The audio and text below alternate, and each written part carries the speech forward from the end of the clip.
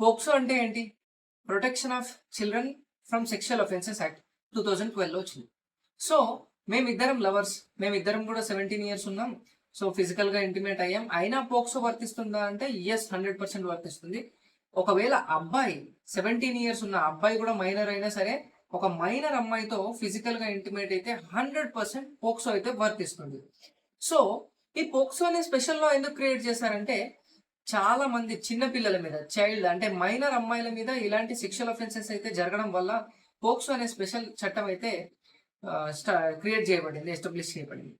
అయితే బిఎన్ఎస్ లో అంటే భారతీయ న్యాయ సంహితలో అంటే బిఫోర్ ఐపీఎస్ లో ఇలాంటి సెక్షన్స్ ఏం లేవా అంటే దానికి సంబంధించిన ఎస్ ఉన్నాయి. సెక్షన్ 65, సెక్షన్ 65 సబ్సెక్షన్ 2 ఇవన్నీ కూడా ఒక మైనర్ అమ్మాయి మీద సెక్షువల్ అఫెన్సెస్ జరిగితే ఏంటి అనేది డీల్ చేస్తాయి. బట్ ఒక స్పెషల్ లా ఏదైతే ఉందో ఆ స్పెషల్ లా విల్ ప్రివేల్. ఎందుకంటే స్పెషల్ గా ఆ యాక్ట్ కోసం, ఆ అఫెన్స్ కోసం క్రియేట్ చేసిన చట్టమే వర్తిస్తుంది అన్నమాట.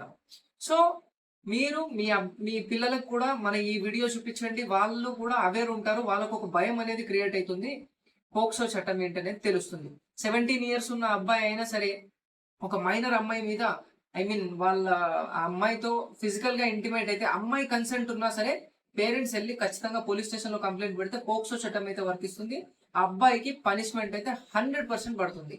సో ఈ పోక్సో గురించి చాలా మంది మిస్యూజ్ చేస్తున్నారు కదా, దాని గురించి కూడా నెక్స్ట్ వీడియోలో అయితే చెప్తానంటే, ఫ్యామిలీ ఘర్షణలు ఉంటాయి.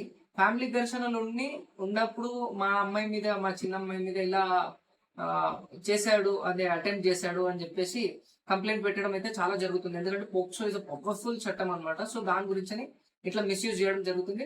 దాని గురించి సుప్రీంకోర్టు ఏం చెప్పిందో కూడా నెక్స్ట్ ఒక వీడియో అయితే చెప్తాను.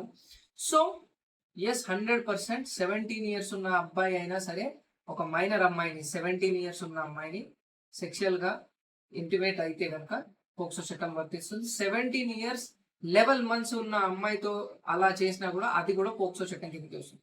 సో మరిన్ని లీగల్ అవేర్నెస్ వీడియోస్ కోసం మన ఇన్స్టా పేజ్ ని ఫాలో చేసుకుని ఉంచండి. అలాగే నా నంబర్ కి కాల్ చేయండి మీకు ఎటువంటి లీగల్ సమస్యలు ఉన్నా, లేదంటే లీగల్ అడ్వైసెస్ కావాలన్నా. Thanks for watching this video. Bye.